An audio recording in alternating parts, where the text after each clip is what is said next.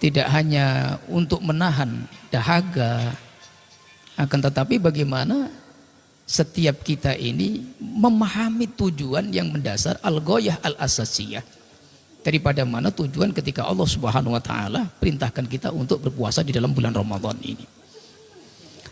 Baik,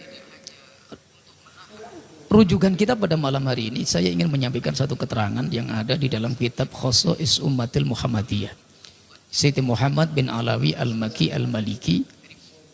Beliau mengumpulkan beberapa literatur keterangan tentang fadhailus siyam, keutamaan yang Allah letakkan di dalam puasa Ramadan. Maqasidus siyam, untuk apa tujuan ketika seseorang itu berpuasa.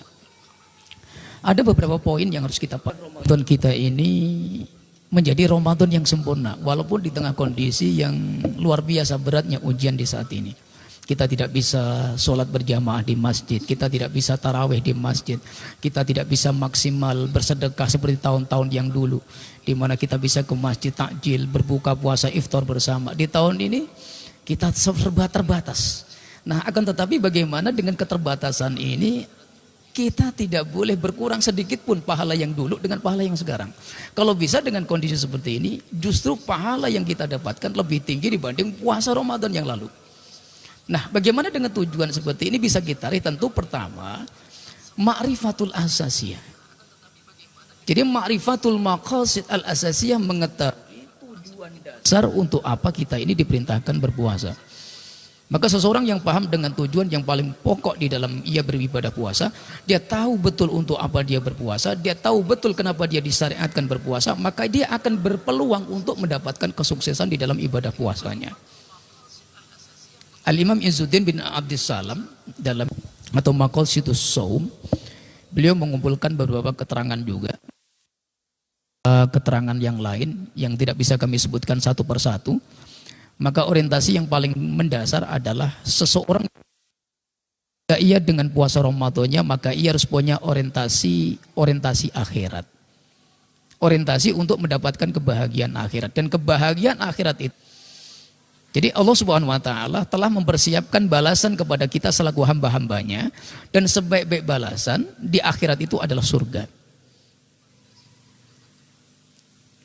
Jadi balasan yang paling luar biasa, nikmat yang paling agung nanti setelah seseorang itu kembali dan dikembalikan kepada Allah, ketika sudah terjadi hari kiamat, kemudian semua amal ibadah dibalas oleh Allah, maka kebahagiaan yang hakiki adalah ketika Allah ridho kepada kita, kemudian kita dimasukkan oleh Allah ke dalam surganya. Nah, jadi orientasi pertama dengan puasa ini kita targetkan dengan tahun 1441 Hijriah ini, di tengah wabah corona pandemi ini, jadikan orientasi dengan puasa Ramadan ini surga target yang pertama. Baik, kita lihat, saya bacakan di ini. Fusoimina min hadil ummah. Ada beberapa keutamaan pemirsa yang budiman. Jadi Allah Subhanahu wa taala menyediakan beberapa keutamaan, fadhail. Allah memberikan khususiyah. Allah Subhanahu wa taala menyiapkan satu kedudukan makomat yang ianya Allah khususkan kepada orang-orang yang berpuasa dengan benar. Wa min khasais, dan di antara keistimewaan itu adalah iddakharallah. Allah menyiapkan satu balasan yang agung, jazaul khair, balasan yang bagus, yang ianya akan Allah berikan kepada orang-orang yang puasanya ketika ia berpuasa dengan puasa yang baik dan benar. Yang pertama, ja'alallahu lahum baban fil jannah. Allah akan menjadikan satu pintu yang khusus. Pintu ini hanya boleh dimasuki oleh as-shaimuna, orang-orang yang berpuasa. Ikhwafillah, hadis ini sering kita dengar, hadis ini sering kita simak, hadis ini sering diperdengarkan oleh para mubalik kita di saat-saat dimana ketika tidak ada wabah seperti tahun ini. Setiap kultum tarawih, setiap kultum Ramadan, setiap kajian disampaikan tentang Allah Subhanahu wa taala menjadikan satu pintu, baban min abwabil jannah as-samaniyah. Jadi Allah menciptakan surga itu memiliki 8 pintu.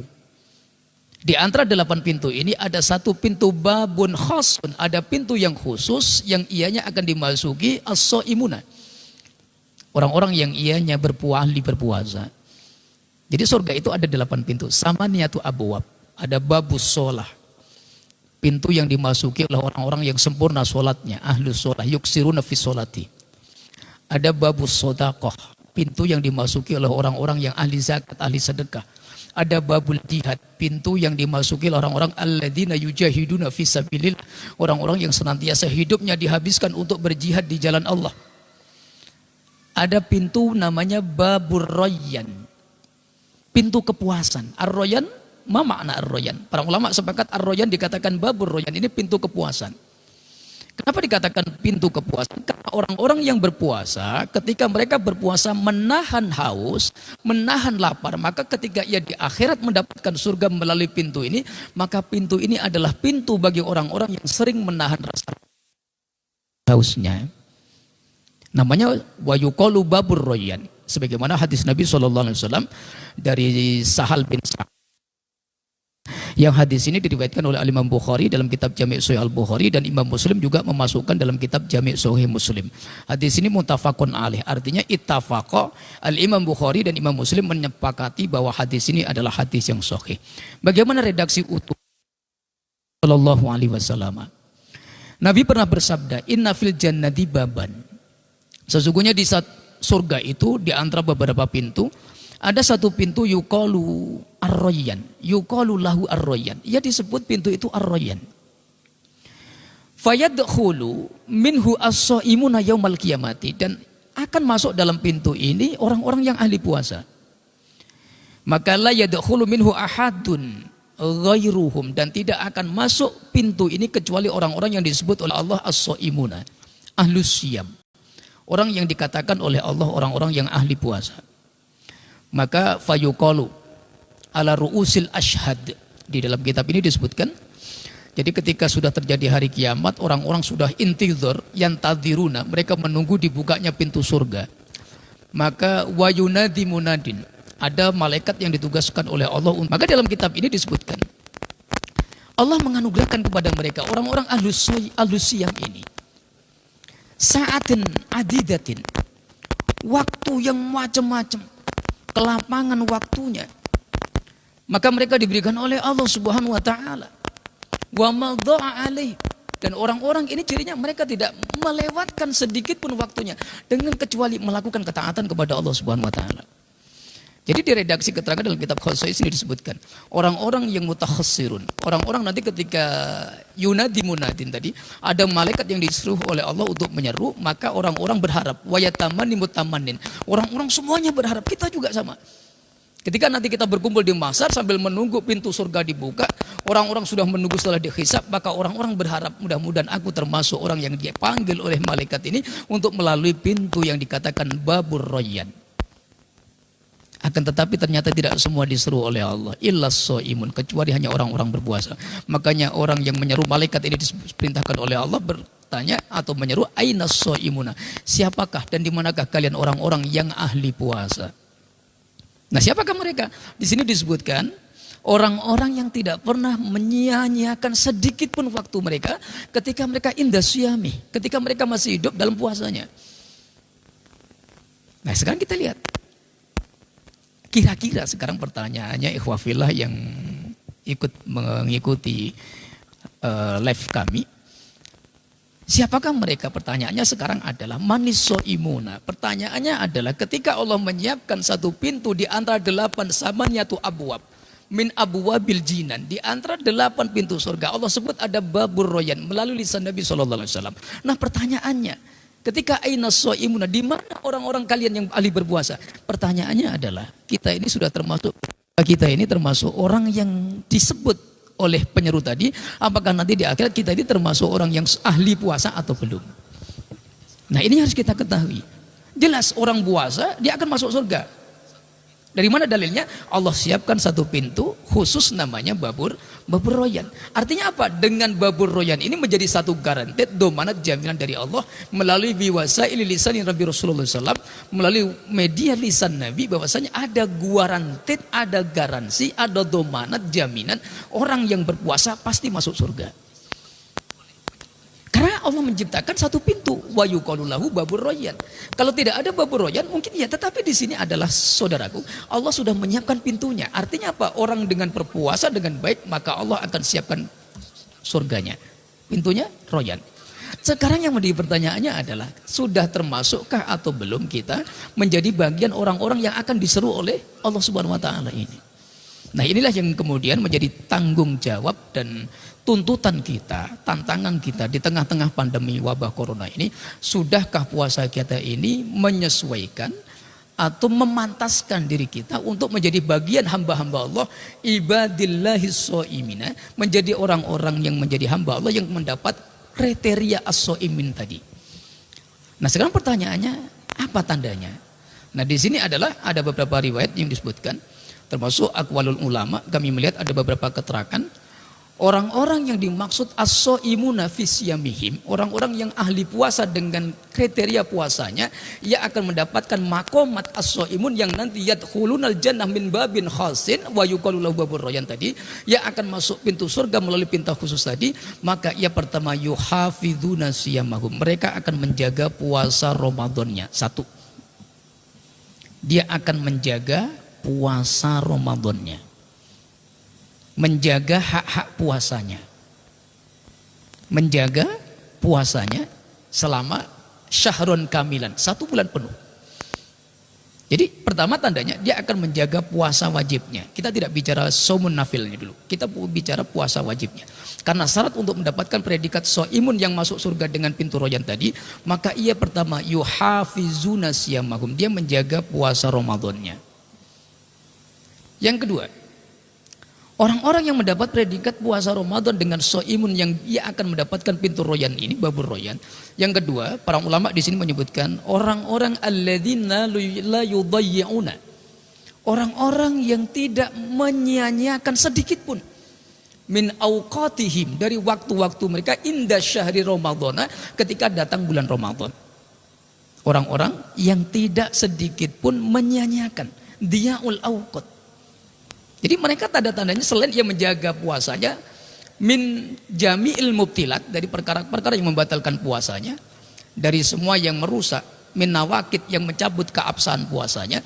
Yang kedua, tandanya as-shaimuna alladzina yadkhulunal jannata min babir royan, orang yang akan masuk surga melalui pintu royan. Yang kedua adalah orang-orang alladzina la yudayyi'una awqatahum, orang-orang yang tidak menyanyiakan waktunya. Diaul awqat. Jadi yang kedua, maksimalitas dalam waktu. Nah, bagaimana contohnya? Kita buat jadwal. Kita dalam seharian kita punya agenda Ramadan pribadi. Contoh subuh, ketika di saat-saat seperti ini mungkin ada yang sholat di masjid, ada yang tidak, mayoritas sholat di rumah. Nah, bagaimana sholat jamaah dengan istri, keluarga? Satu, habis dari mulai subuh, maka kita buat program. Habis subuh langsung kita buat takhtim Al-Quran, tadarus dengan keluarga. Sampai jam berapa? Kalau kita masih punya aktivitas kerja, sampai setengah jam umpamanya. Kemudian sebelum berangkat kita sholat sunnah 2 rakaat minimal. Nah, kemudian kita berangkat aktivitas, yang masih beraktivitas. Yang sudah tidak beraktivitas, maka kita berbanyak lagi. Sholat duhanya, istighfarnya, zikirnya. Masuk sholat zuhur, kita persiapkan zuhur berjamaah kembali. Setelah sholat zuhur, kita buat majelis ilmu. Tidak harus menunggu ceramah ustadz, tidak perlu menunggu tausiah orang ulama kiai. Kita juga bisa membuat pengajian majelis di rumah kita. Ustadz, saya tak bisa baca kitab kuning, baca kitab yang berbaris. Saya tak bisa bahasa Arab, baca yang terjemah. Siapa yang baca? Gantian. Kita baca, istri dengarkan, anak dengarkan. 1, 2, 3 buah hadis tentang keutamaan fadhailus siyam, fadhailur Ramadan, untuk memberikan motivasi keluarga. Supaya ada visi misi yang sama, perspektif tentang kehidupan akhirat adalah penting daripada perspektif dunia. Jadi ketika suami, istri, anak perspektifnya sama, cara pola pandang pikirnya sama, tidak ada tujuan yang agung kecuali tujuan akhirat, insya Allah rumah tangga akan sakinah. Ramadan walaupun penuh dengan ujian, ekonomi semakin sulit, pandemi, larangan keluar, tetapi ketika ada kebersamaan, persamaannya perspektif tujuan hidup antara anak, istri, suami, orang tua yang ada di tengah-tengah keluarga kita, maka insya Allah rumah tangga akan menjadi ringan. Tidak ada tuntutan yang membebankan. Kenapa? Sama-sama berorientasi, yaitu orientatnya adalah orientasi kehidupan akhirat. Istri ingin masuk surga, suami ingin masuk surga membawa istrinya. Seorang istri ingin mendorong suaminya untuk bisa membawanya ke surga. Seorang anak ingin bersama orang tuanya masuk surga. Seorang tua yang bersama anaknya juga begitu. Dan ini bisa kita raih ketika kebersamaan di bulan Ramadan seperti ini. Nah, inilah kita jadikan media untuk kembali menata. Oke lah, kita yakin. Saya ingin menyampaikan pesan ini. Yakin kepada Allah, perbaiki ibadah, Allah akan perbaiki kehidupan kita. Kalau kita perbaiki hubungan kita dengan Allah, Allah akan perbaiki ekonomi kita. Yakinlah itu. Kalau satu kampung memperbaiki hubungannya dengan Allah dengan Ramadan ini, yakinlah satu kampung akan diperbaiki oleh Allah. Satu Batam ini semuanya memperbaiki hubungannya dengan Allah dengan Ramadan ini, saya yakin Allah akan memperbaiki kondisi Batam ini.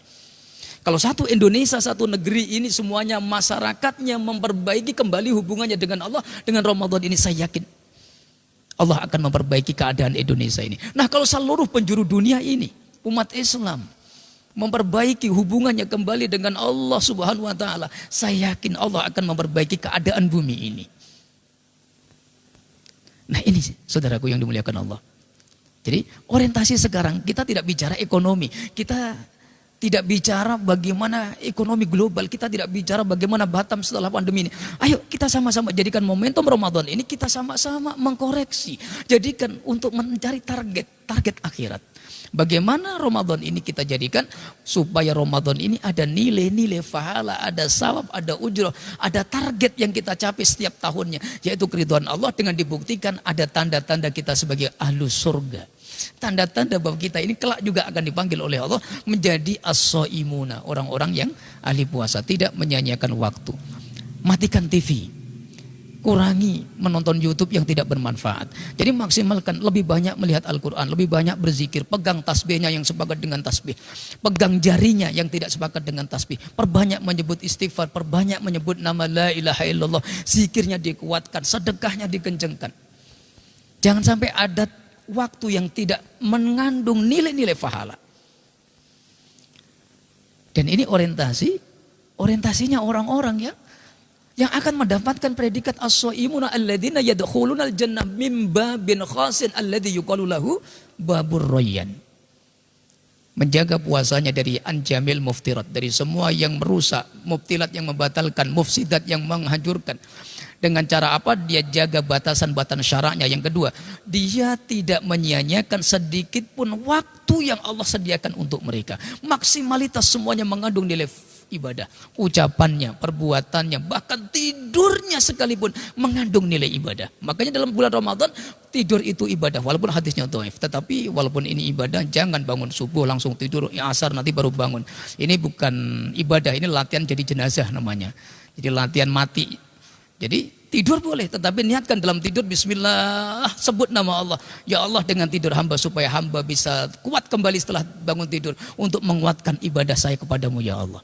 Jadi Masya Allah tabarakallah wa ta'ala.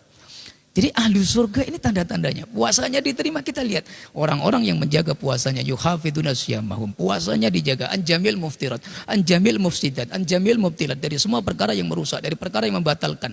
Secara syar'inya, secara fikih Ramadan puasanya, fikih siyamnya. Yang kedua, waktu-waktunya maksimal dengan ketaatan. Yang ketiga, mereka adalah orang-orang yang tidak merusak pahalanya. Yufsidul ujrah. Mereka tidak merusak pahala ibadah Ramadan mereka dengan sesuatu al-fahisyah, perkara-perkara yang keji. Fahisyatul qaul, fahisyatul af'al, begitu perbuatan keji secara ucapan, perbuatan keji secara a'dhaul jawarihnya. Mereka jaga lisannya, jaga anggota tubuhnya. Mereka lockdown dirinya tidak keluar rumah, mereka juga lockdown lisannya untuk tidak mengucapkan ucapan-ucapan keji. Mereka lockdown hatinya untuk tidak bersuudzon. Mereka lockdown pikirannya untuk tidak berpikir yang negatif. Mereka lockdown anggota tubuhnya untuk tidak melakukan sesuatu yang mengundang murka Allah. Jadi kita jadikan lockdown dari pemerintah ini juga sekaligus diiringi untuk melockdown nafsu kita daripada melakukan anjami'il mukhalafat, daripada perkara yang menyelisih aturan-aturan Allah. Anjami mukhalafatis syariah, daripada menyelisihi syariat Allah Subhanahu wa taala. Jadi hadisnya sahih riwayat Imam Bukhari, riwayat Imam Muslim. Dan hadis ini muttafaqun alaih, artinya disepakati kesahihannya oleh Imam Bukhari, bahwasanya inna fil jannati bab, bahwasanya di surga itu ada satu pintu, baban yuqalu lahu ar-rayyan, yang pintu ini khusus dipersiapkan untuk orang-orang yang puasa di dalam Ramadannya dengan sempurna. Artinya apa? Kalau kita Ramadannya bagus, tidak melakukan sesuatu yang membatalkan puasa, kemudian menjaga waktu-waktu dengan ibadah, kemudian kita juga menjaga lisan, melockdown semua anggota tubuh kita untuk tidak melakukan perbuatan keji, fahisyatul qaul atau fahisyatul fi'li, secara perbuatan keji yang sifatnya ucapan, pandangan, pendengaran, atau perbuatan lisan, perbuatan tangan, atau a'dha'ul jawarih yang lain. Insyaallah maka kita akan mendapatkan predikat as-shaimuna, orang-orang yang dikatakan ahli puasa, yang nanti tentunya Allah sudah siapkan pintu surga yang dikatakan wa yuqalu lahu babur rayyan.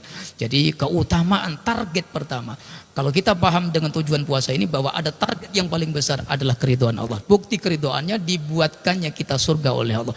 Buktinya hadis Nabi bahwasanya di surga itu di antara samaniyatu abwabi min abwabil jinan, di antara 8 pintu surga itu ada satu pintu wa yuqalu lahu babur rayyan. Ini artinya Allah sangat menyayangi orang-orang ahli puasa, dan ini menjadi satu motivasi bagi kita bahwasanya jangan sampai Ramadan walaupun di tengah beratnya ujian pandemi ini, jangan sampai futur, jangan sampai lemah dalam beribadah, lemah dalam melakukan ketaatan. Tetapi justru dengan kondisi seperti ini, maka kita ingat kematian, ingat bahwasanya semuanya akan kembali kepada Allah Subhanahu wa taala, dan tetap optimis bahwa musibah ini pasti akan Allah angkat dari muka penjuru bumi ini.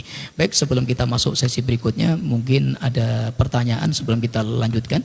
Kalau ada pertanyaan mungkin yang mengikuti kajian kami bisa dibacakan, atau mungkin bisa live langsung bertanya, dan kami kembalikan kepada Sohibul Fadilah, saudara kami Al Ustadz Adi Anwar. Baik, luar biasa pada malam hari ini, sangat menarik kajian kita pada malam ini, kajian perdana di bulan suci Ramadan ini tahun 1441 Hijriah, yang mana pada tanggal 4 Ramadan ya, luar biasa, menjemput surga dengan puasa. Jadi saya sangat tertarik dari kajian tadi, ada 8 pintu yang sudah Allah siapkan ya, ternyata ya. Iya. 8 pintu Allah siapkan, namun ada satu pintu khusus namanya Ar-Rayyan, Ustaz ya. Nah, Ar-Rayyan. Jadi babur Rayyan itu ternyata untuk orang-orang yang berpuasa. Namun saya masih ingin bertanya, puasa orang seperti apa yang sudah yang akan dimasuki oleh ingin bertanya juga sebelum Ustadz jawab, Ustadz, apakah yang sebaiknya kami lakukan untuk mengisi kekosongan ketika kami yang akhwat sedang tidak bisa berpuasa, sementara kami ingin juga sebanyak-banyaknya beribadah di tengah pandemi ini? Itu Ustadz, terima kasih. Bismillahirrahmanirrahim.